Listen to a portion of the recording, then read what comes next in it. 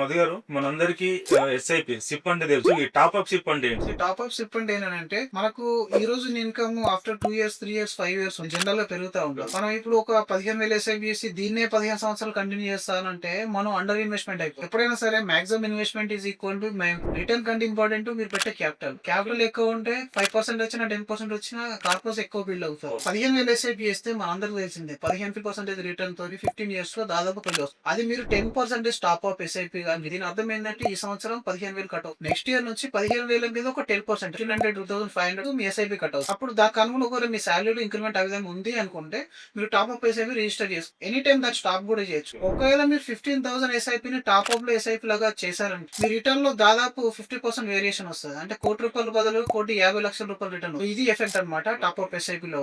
So ఈ top up SIP అనేది అందరు చేయగలుగుతారు. అందరికీ అంటే ఇప్పుడు అందరి ఇన్కమ్స్ ఒకలాగా ఉండవు. అందుకే అంటాం financial planning not Phir one అని. సో మీకు సాలరీ ఇంక్రిమెంట్లు ఉన్నాయి, మీకు ఆ విధంగా ఇన్కమ్ బిజినెస్ లో ఉంది అనుకుంటే మీరు టాప్ అప్ రిజిస్టర్. లేదంటే మీకు ఎప్పుడు పాసిబుల్ ఉంటే అప్పుడు ఇప్పుడు 10% బదులు 20% టాప్ అప్ చేయండి. ఇప్పుడు ఒక 1 year చేయకండి. 1 year లో మీకు లేదు ఇంక్రిమెంట్, నెక్స్ట్ ఇయర్ లో 20% పెట్టుకోండి. ఒకేసారి ఎస్ఐపిని పెంచుకోవాలి అనేది పెద్ద కాన్సెప్ట్. ఎందుకంటే ఎంత ఎక్కువ ఇన్వెస్ట్మెంట్ చేస్తే అంత ఎక్కువ రిటర్న్ వస్తుంది. కాబట్టి ఇక్కడ మీకు సిస్టమేటిక్ వేరే వెళ్ళాలి. నాకు అది ఉండదు, నాకు ఇన్కమ్ స్టేబుల్ ఉంది అనుకున్నప్పుడు టాప్ అప్ ఎస్ఐపి.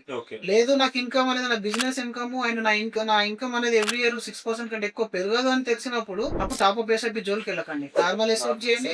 వీలైనప్పుడు దాన్ని ఇంక్రీజ్ చేస్తూ వెళ్ళిపోండి. అది ఒక సిస్టమేటిక్ వేలో చేయాలంటే టాప్ అప్. నాకు నచ్చినప్పుడు చేయాలంటే మీకు నచ్చినప్పుడు టాప్ అప్ ఎస్ఐపి కాకుండా నార్మల్ ఎస్ఐపిని ఇంక్రీజ్ లంసం చేయొచ్చు. ఎస్ఐపిని 15,000 బదులుగా 17,000 18,000 ఏ విధంగా చేయొచ్చు.